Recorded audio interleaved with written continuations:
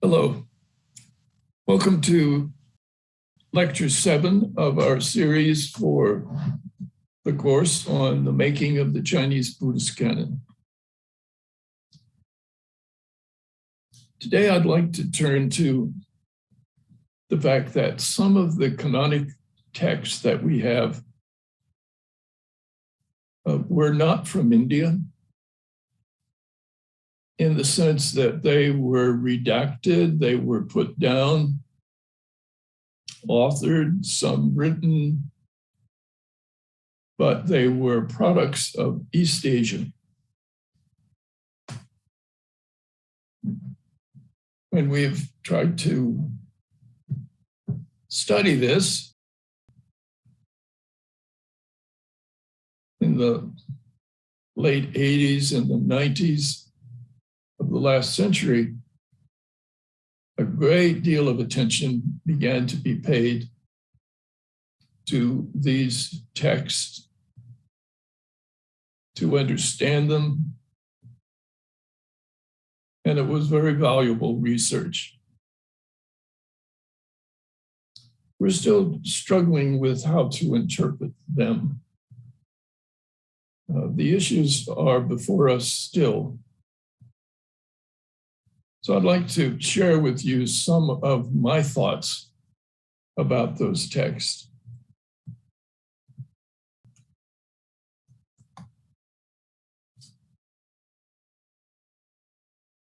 Scholars began to use the word apocrypha to describe these texts that were created or redacted in East Asia itself. Buddhist texts that were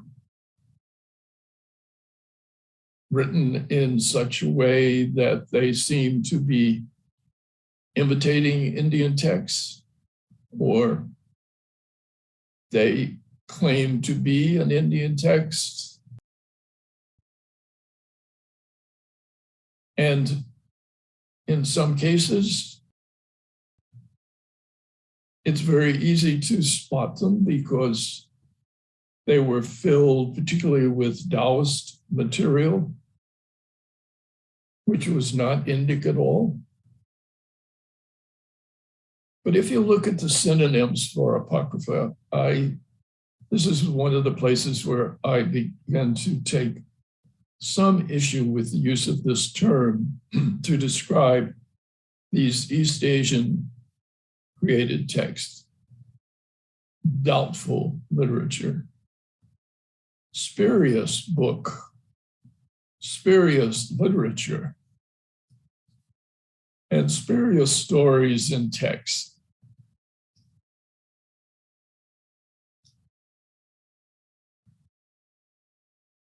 These materials written in East Asia,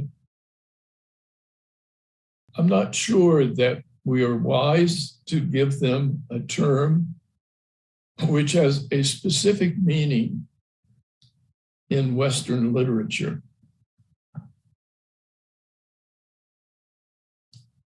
The specific meaning of it is that there were a series of books written in Hebrew after the basic Hebrew canon was completed. And from a Christian point of view, these were seen as texts which were written in the interim between the completion of the Hebrew canon and the teachings of Jesus and the beginning of the Greek New Testament. So they had a specific reference to materials that were written in terms of time, and that they were in this period of time between the so-called both testaments. Now, I try not to use Old and New Testaments. Most literature tends to use those in the past. Old being the Hebrew Bible, and New being the Greek Testament of Christianity. But I think that those are interpretive titles. So I always use the Hebrew Bible or the Hebrew Scripture or the Hebrew text, meaning the Jewish canonic tradition, and the Greek, the books of Christianity, where their canonic texts were written in Greek. So I don't use Old and New, I use Hebrew and Greek.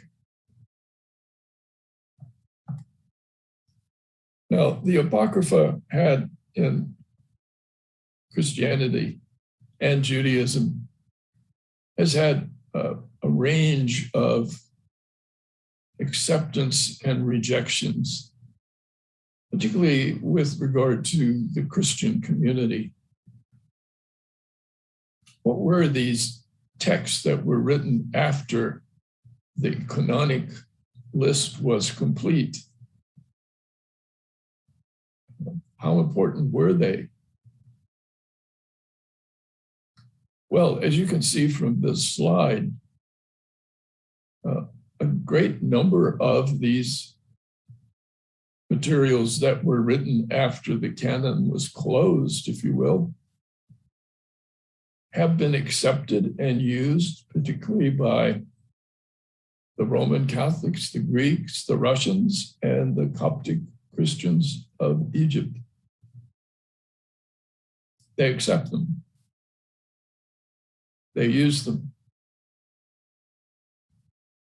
It was during the Reformation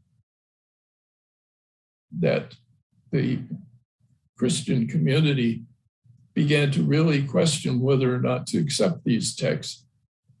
And many of them were rejected outright. But if you go to a store and you look at these big Bibles that contain both the Hebrew Bible, Hebrew scriptures, and the Greek, they will often have in between them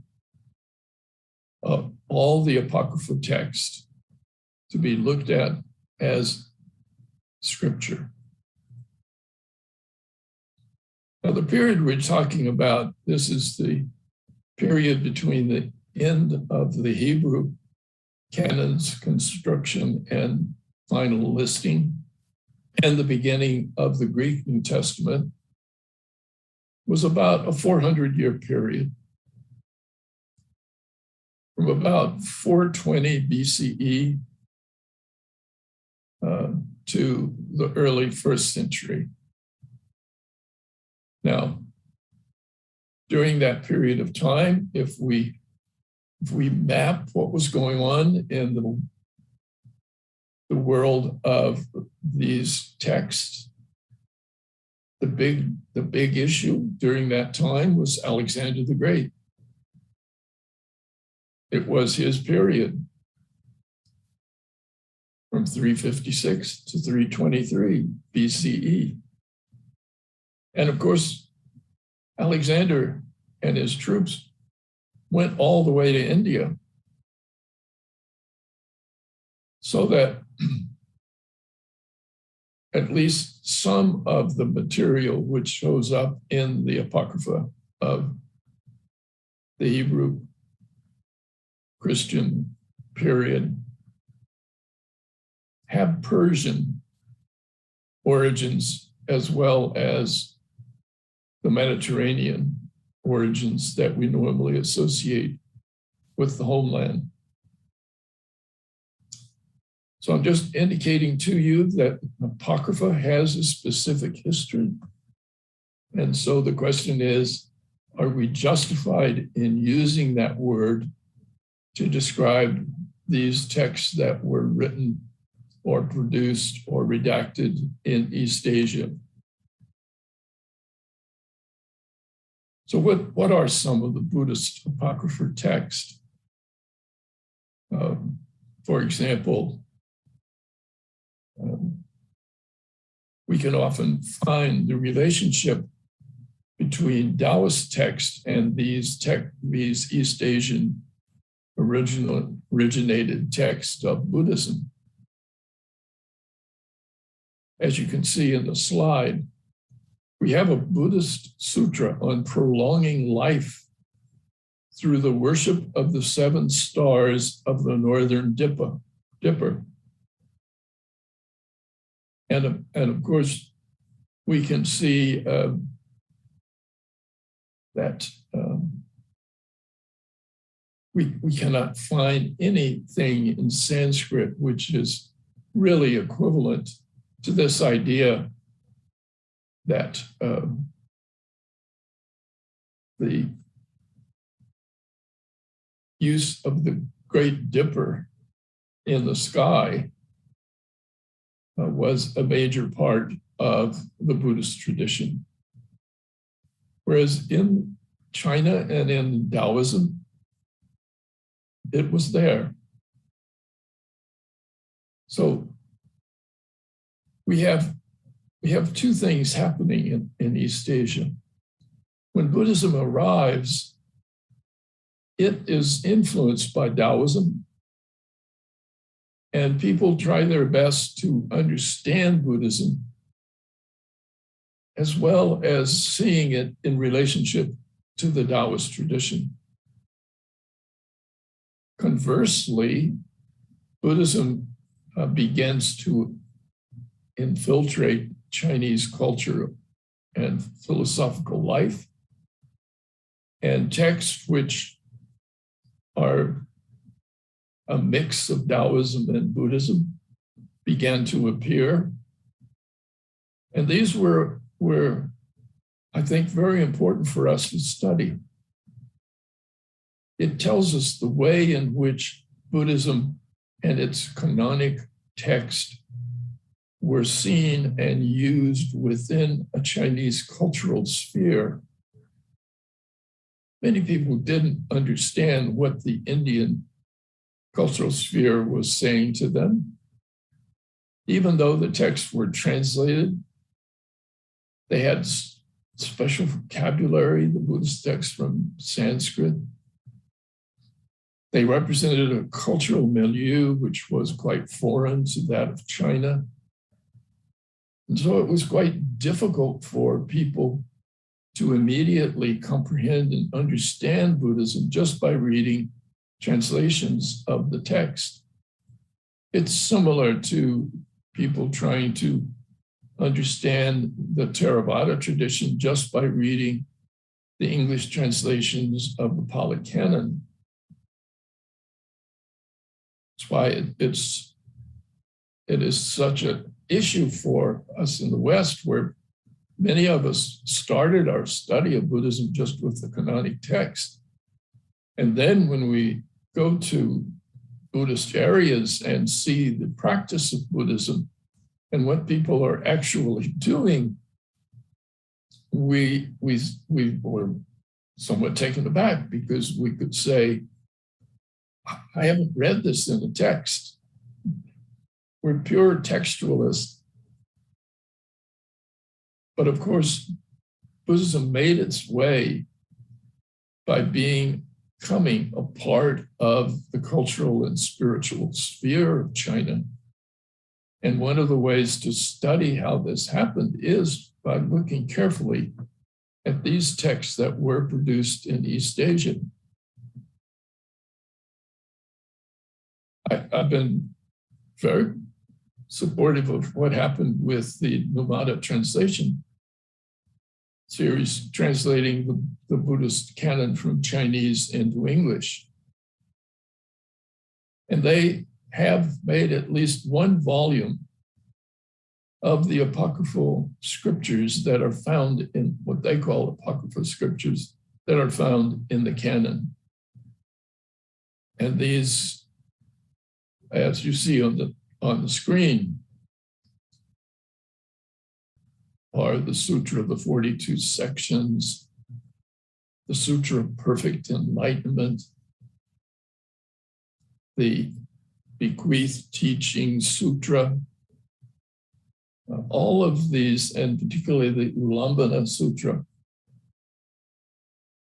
these were have and show signs of their East Asian origin, but yet they're in the Chinese Buddhist canon. And so the Numata series has translated, had some of them translated and include them in their English. And so they should. We should not ignore these texts because they tell us something quite important. The Ulambana Sutra is one of the most popular of these. It's like a historical novel. It's the story of the Buddha's one of his major disciples, Madhyayana in Sanskrit, Mulin in Chinese. And Madhyayana develops an ability to be able to do supernormal powers. And so he decides he wants to go see his dead mother up in heaven. And with his supernormal powers, he projects himself into heaven and he looks in vain for his mother. She just isn't there. And although he finally asks, "Where is my mother?" Comes back to earth and he begins to talk to people.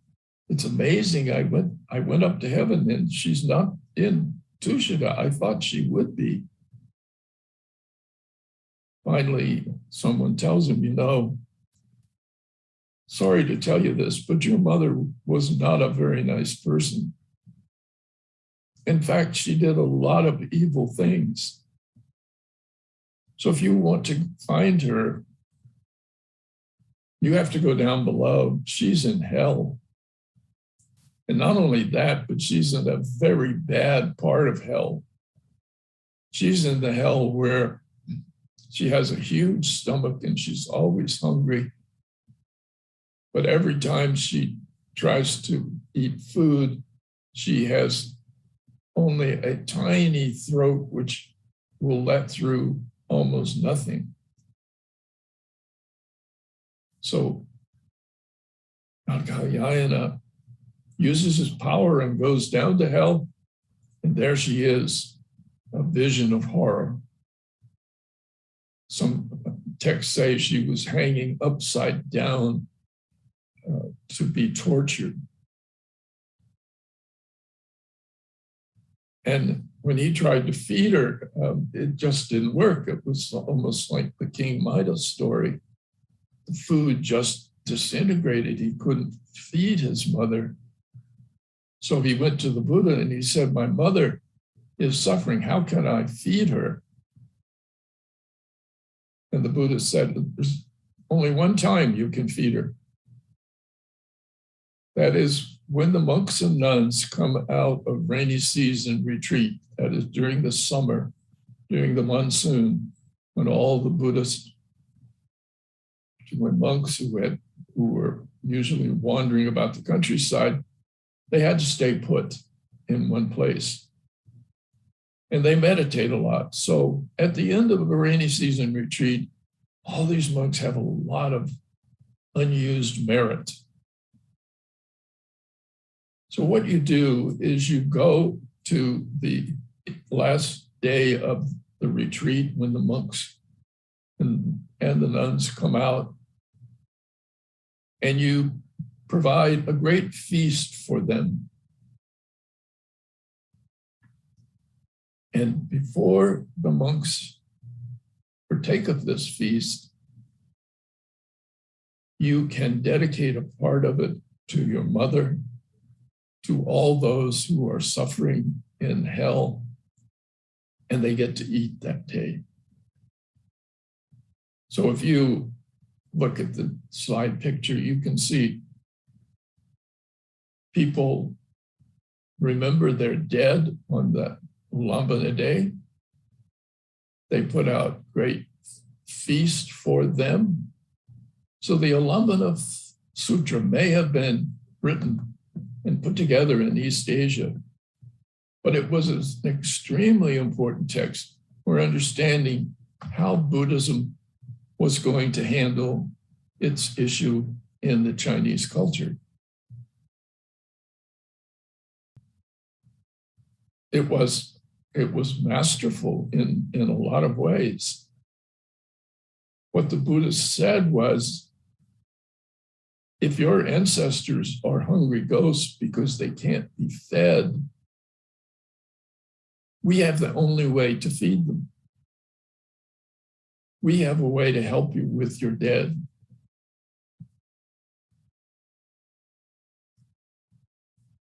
Now, besides these kinds of texts, there were what were called pseudepigrapha.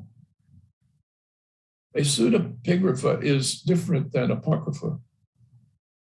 A pseudepigrapha, because pseudo may give you a hint, were texts which were attributed to somebody, even though that person never wrote it. Somebody just takes a text and writes on it, this is the work of Nagarjuna. This is the work of a great sage. The world is filled with texts that try to make their way by putting on them that, not the name of the author, but the name of a really famous person. So it would be like if I sit down and write a book of philosophy, nobody's really going to want to read my book on philosophy. But if I put on it that this is a newly discovered book of Socrates, everybody would want to look at it and see it. But if it's a pseudepigrapha, it means somebody has just put the name of Socrates on the work, but it really isn't his work. So we find that in the Chinese canon. One of the most famous of these is the translation that appears under Kumarajiva's name, in which it's a commentary to the 25,000 line Prajnaparamita Sutra. And it's said to be the work of Nagarjuna. But if you look at the text, as we've said before, it's filled with Chinese references. So putting the name of Nagarjuna on it gives it authority, but it was probably a compilation of words coming from the people who were making the translation in China, and it belongs to the Chinese things. So we talked about the fact that many types of books have made their way into the canon. A new translation started in the 10th century when the Northern Sung went back to India and tried to bring real Sanskrit manuscripts back to China and included those in the canon, and they did. So how are we to study all of this today? Well, one way to do it is we have methodologies that if you want to understand how to study texts and find out about their origins and deal with their authorship, you should be aware as students of form criticism. Form criticism that says, what kind of a text is this? What are the basic features of it? What's its structure? Can we understand the nature of this text that's before us? Now, in the study of the poly, for example, you look at these words for old and growth and fear, and you'll see a series of words that don't mean anything, maybe. But look at the syllable count. One of the ways to study a text, particularly the poly, is that we look to see if there is an expression. Does it start out with a short word? And as the expression moves along, it grows to longer and longer words. So we start with 2 syllables and we get up to 6 syllables, 6-syllable words. So that is a way in which you can look at the poly and determine that this shows that it was originally an oral tradition. This is one of the ways that oral traditions are remembered. Short words, longer, longer. End of long words, start again with a short word, shorter, longer, longer. Come to the end of that series. So we can go back and study and find out that a text was oral sometimes just by counting syllables. The other thing is that texts have structure. And one of the structures is the chiasmus. Chiasmus comes from the Greek chi, which is an X. And the chiasmus structure is really amazing. The chiasmus structure is that you say something, you say A, B, C, D, and then you make a statement and you repeat those backwards, D, C, B, A. The world is full of chiasmus structures. Almost every detective story has chiasmus structure. You're given a whole series of clues, and then comes the murder, and then trying to figure out the murder, you have to reverse all those clues and speak of them in reverse order until you come back to the original event and the mystery is solved.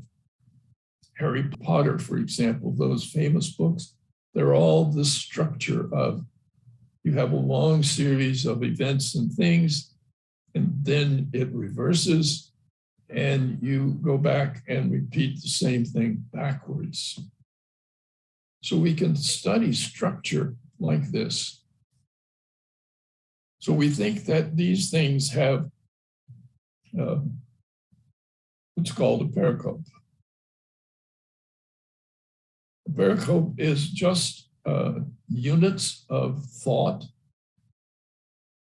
or a passage which can float free of the original text and still make sense.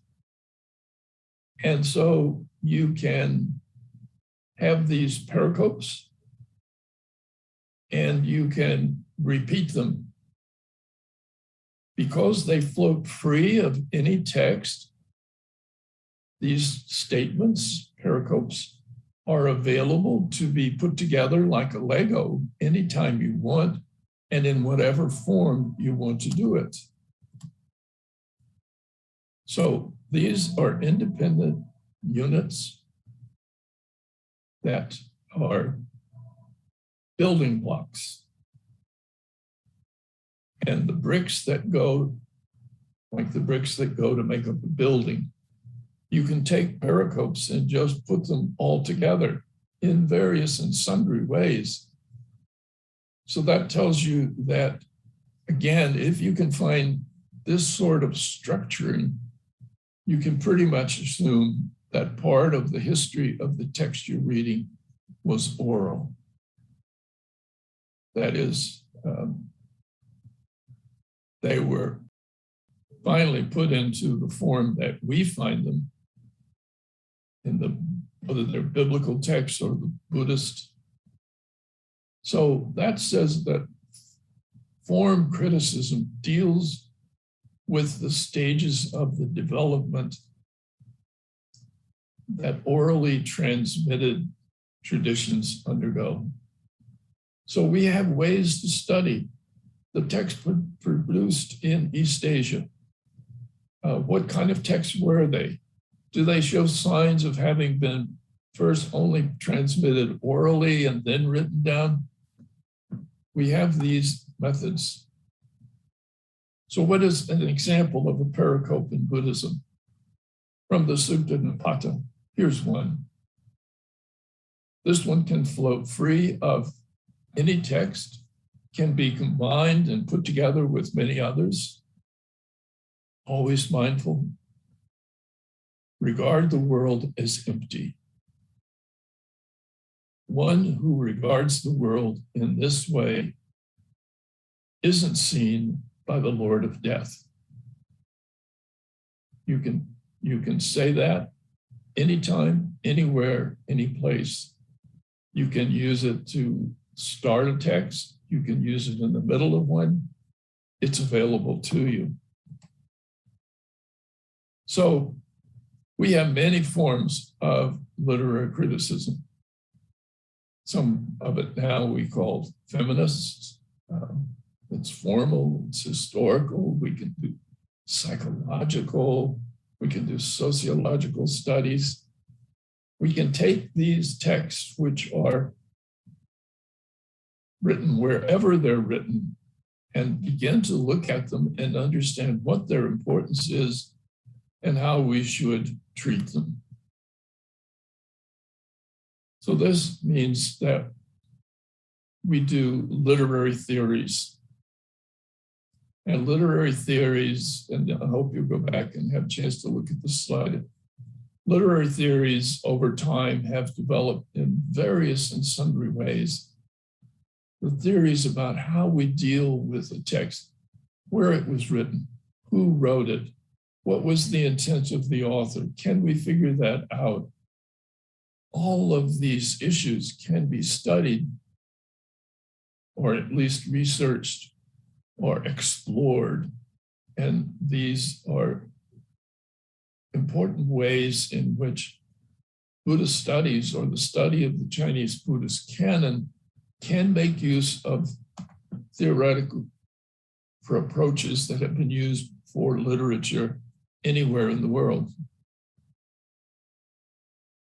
Now, then there is redaction criticism. I've talked to you about the fact that these texts, which we find written down in East Asia, we can call them redactions. And we can study the way the redaction, the writing down of it, we can study the way in which that appears. And we can try to find the sources for it. And so we can do redaction criticism of a Buddhist text that we think was written in East Asia. And sure enough, we will find that it has the Big Dipper in it as a form of worship. So the purpose of this is to determine what was the belief of the author. Why did they write what they wrote? What was their impetus for writing these texts? So that brings us back to our original question. What is a text that was redacted in East Asia? Is it doubtful and spurious? Or should we, instead of spending time with this sort of analysis, try to see these texts for what they were, indications of how people were actually adapting Buddhism to their belief structures. And these texts, many of them became very popular because the local people understood them and they were dealing with issues which they had been long familiar with. So I don't like to use the word apocrypha for the text written in East Asia. Why don't we just call them what they are? These are East Asian Buddhist canonic texts. They've been accepted in the canons. Sometimes they're some of the most popular of the texts. So I think about Sugi, who was making the first block print edition in Korea. And he had to decide which text to include. And he wanted to take out one of the texts, the Sutra of the 108 Names of the Buddha. But then he writes in his memoir, I had to leave it in.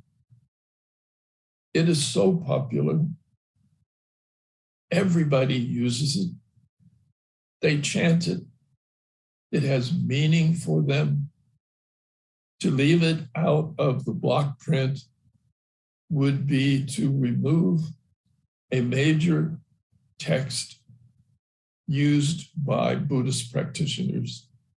And so Sugi, against his purist attempt to make only legitimate canonic texts in his block print, goes ahead and puts in what could be called an apocrypha, a spurious text. But he recognized that it wasn't just that. It was important. These texts are and were important, and we need a new way to study them. Thank you very much.